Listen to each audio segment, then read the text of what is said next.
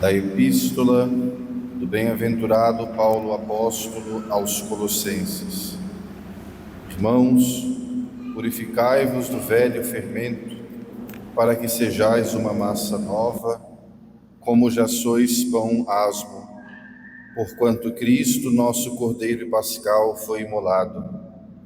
E assim celebremos a nossa festa, não com o fermento velho, nem com o fermento da malícia e da corrupção, mas com o pão ázimo da sinceridade e da verdade. Do Evangelho segundo São Marcos. Naquele tempo, Maria Madalena, Maria, mãe de Tiago e Salomé, compraram aromas para irem ungir a Jesus.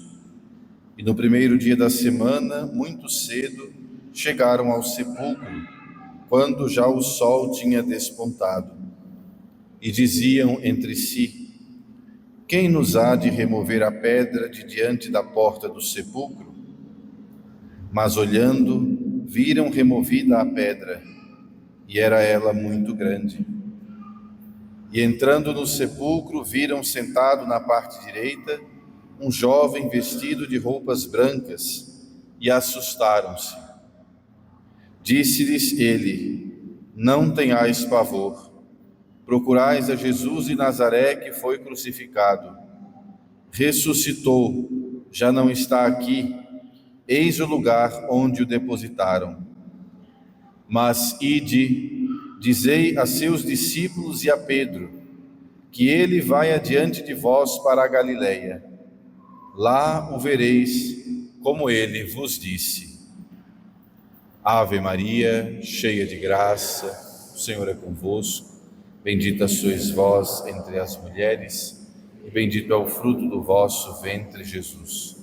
Santa Maria, Mãe de Deus, rogai por nós, pecadores, agora e na hora de nossa morte. Em nome do Pai, do Filho e do Espírito Santo. Queridos fiéis, com grande alegria, nós nos reunimos hoje para a celebração da Santa Missa, neste dia sagrado, neste dia santo de Páscoa, dia que o Senhor fez para nós, como diz o Salmo 117. Portanto, eu quero, iniciando esse sermão, saudá-los como nosso Senhor saudou os seus discípulos, desejando a paz e desejando também uma abençoada festa pascal para todos. O Evangelho de hoje, tirado do texto de São Marcos, é o mais antigo dentre os 4 evangelhos, é o mais antigo relato da ressurreição. O mais antigo. E é muito interessante que a Igreja, neste dia da ressurreição, não tenha selecionado um evangelho no qual Jesus aparece. Porque o texto de hoje, falta o personagem principal, falta a figura mais importante do dia, que é Jesus ressuscitado. Jesus não está no evangelho de hoje. Jesus não aparece aos discípulos. O evangelho de hoje não é como o evangelho no qual Maria Madalena se encontra com Jesus, não é como aquele que nós ouviremos no próximo domingo, quando Jesus aparece aos seus discípulos, não é o relato do encontro de Jesus com as santas mulheres, como está no Evangelho de São Mateus, não é o relato do caminho de Emaús, que Jesus percorre com 2 de seus discípulos. O Evangelho de hoje é o anúncio feito pelo anjo a 3 mulheres, Maria Madalena, Maria, mãe de Tiago, e Salomé. Essas 3 mulheres que na manhã de domingo tinham ido ao sepulcro para ungir o corpo do Senhor, embalsamar o corpo de Jesus. E é muito interessante, repito, que a Igreja escolha um evangelho que não é uma aparição de Jesus justamente neste domingo. Faria todo sentido, que logo no domingo de Páscoa nós nos encontrássemos com Jesus já no Evangelho. Mas a igreja, na sua sabedoria, ela evita a presença de Jesus no Evangelho hoje, exatamente para nos convidar a um ato de fé. Um ato de fé. Porque a ressurreição, dentre os vários mistérios da vida de Jesus, a ressurreição é aquele que, por assim dizer, exige de nós mais fé. Quando nós celebramos o Natal, recordamos o nascimento do menino Jesus em Belém, claro que ali nós precisamos de fé para compreender, para acreditar, para saber que aquele menino que nasce na estrebaria de Belém é o Filho eterno do Eterno Pai. Mas o fato em si, o nascimento de uma criança, nós conhecemos. Nós sabemos como nascem as crianças, nós sabemos que as crianças nascem, não é, digamos assim, um grande mistério da nossa vida. Faz parte do nosso cotidiano, faz parte da nossa experiência de vida. Anteontem, na Sexta-feira Santa, nós celebramos a morte de nosso Senhor. E sim, nós precisamos de fé na Sexta-feira Santa para contemplar em Jesus crucificado a imagem visível do Deus invisível, como escreve o apóstolo São Paulo aos Colossenses. Para isso preciso de fé, mas não para entender que Jesus morreu. O fato da morte não é em si objeto de fé. Aquele que morre, sim. Compreender que aquele sacrifício é o sacrifício do Filho de Deus, isso exige fé. Mas a morte em si, também ela, faz parte do nosso cotidiano, faz parte da nossa experiência humana. Natal e a morte, o nascimento e a morte de Jesus são duas coisas que nós compreendemos, nós conseguimos entender. Iluminados pela fé, mas conseguimos entender de um ponto de vista até humano. Quando nós entramos na liturgia de hoje e na festa de hoje, nós estamos diante de um mistério que não é objeto de um conhecimento imediato, porque ele não faz parte do nosso cotidiano. Disse há pouco que crianças nascem, pessoas morrem todos os dias. Todos os dias. Mas não é todo dia que alguém ressuscita dos mortos. E ainda mais com esta ressurreição. Porque nós costumamos dizer no Evangelho que, além, claro, de Nosso Senhor, 3 pessoas voltaram da morte. A filha de Jairo, o filho da viúva de Naim e Lázaro, o amigo de Jesus. Os 3 em 3 momentos diferentes da morte, da experiência da morte. A menina tinha acabado de morrer, ainda estava no quarto. O filho da viúva tinha morrido há um pouco mais de tempo, estavam levando ele, estavam no cortejo fúnebre, estavam saindo da cidade, carregando ele numa badiola.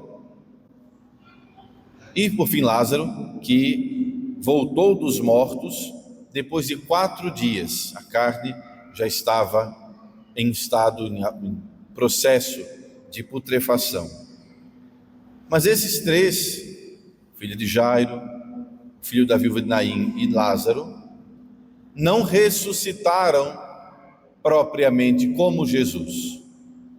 E vale lembrar uma coisa importante: quando Lázaro sai do túmulo, diz São João, que o morto saiu atado de mãos e pés com as faixas mortuárias, ou seja, aqueles panos que representam o domínio da morte, aqueles panos que o sujeito utilizava quando morria, Lázaro ainda sai com eles. Por quê? Porque aquela vida restituída a Lázaro é apenas a vida biológica. Lázaro, como se não bastasse morrer uma vez, morreu de novo. Era a ressurreição, na verdade, era a reanimação de um cadáver. um milagre estrondoso, mas uma profecia do que aconteceria com o próprio Jesus. Só que diferente de Lázaro, Jesus, quando ressuscita, deixa para trás os panos mortuários. E nós conhecemos esse pano mortuário de Cristo, chamado de o Santo Sudário. Deixa para trás o pano que estava sobre o seu rosto. São João, no capítulo 20, o início do capítulo 20, ele anota que quando São Pedro e o discípulo amado correm para o túmulo, São João chega, o discípulo amado não entra, vê os panos, mas não entra. Simão entra e vê os panos ali deitados, e as faixas deitadas, e o pano que esteve sobre o rosto do Senhor, não colocado com as faixas, mas dobrado num lugar à parte. Na missa, nós padres fazemos exatamente isso, estendemos o corporal, que corresponde ao sudário, e o sanguíneo, aquele pequeno pedacinho de pano que cobre o cálice, que serve para purificar o cálice, ele é dobrado ao lado, não sobre o corporal, mas ao lado, num gesto litúrgico, num gesto ritual, um sinal de ressurreição. Jesus deixa para trás os panos mortuários, porque a morte não tem mais poder sobre ele. E esta é a beleza da festa da Páscoa. E esta é a mensagem da festa da Páscoa para nós que estamos aqui hoje nesta igreja, porque nós participamos desta graça, porque pelo batismo nós somos inseridos no corpo místico de Cristo, que é a igreja.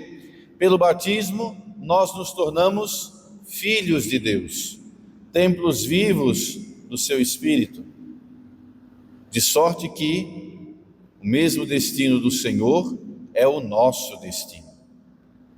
É importante que nós saibamos, nós já ressuscitamos com Cristo. São Paulo, escrevendo aos Colossenses, diz: irmãos, se ressuscitastes com Cristo, aspirai às coisas do alto, onde está Cristo. Desejar as coisas do alto. Celestia desideria inflamare, inflamar de desejo pelas coisas do céu.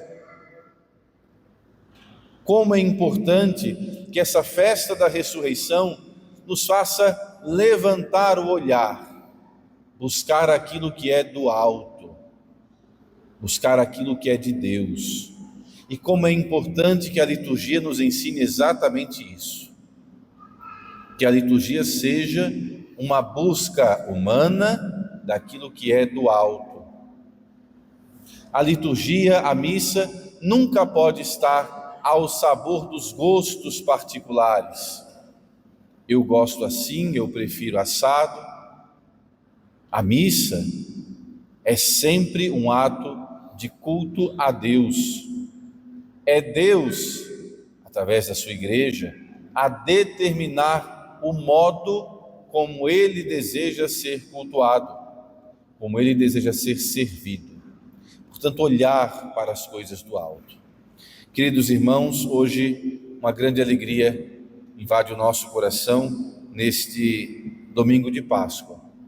A alegria que vem da certeza de sermos profundamente amados por Deus, a ponto de Ele ter entregue a sua vida no Calvário, sujeitando-se a todo aquele processo, a todo aquele sofrimento pela nossa salvação. E hoje, para recordar-nos que a morte não tem a última palavra sobre a nossa vida, Cristo sai vitorioso do sepulcro.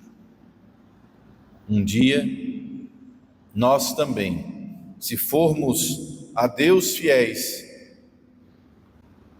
sairemos vitoriosos das nossas dificuldades, do nosso pecado, das nossas faltas. Vamos hoje confiar a Nossa Senhora, que é invocada nestes dias de Páscoa como Senhora da Alegria. Vamos pedir a Maria Santíssima que nos ajude a, como disse o anjo às mulheres, a não ter medo, não ter medo de Cristo, da sua igreja. Interceda por nós, a Virgem Maria, Senhora da Alegria. Louvado seja nosso Senhor Jesus Cristo. Em nome do Pai, do Filho e do Espírito Santo. Amém.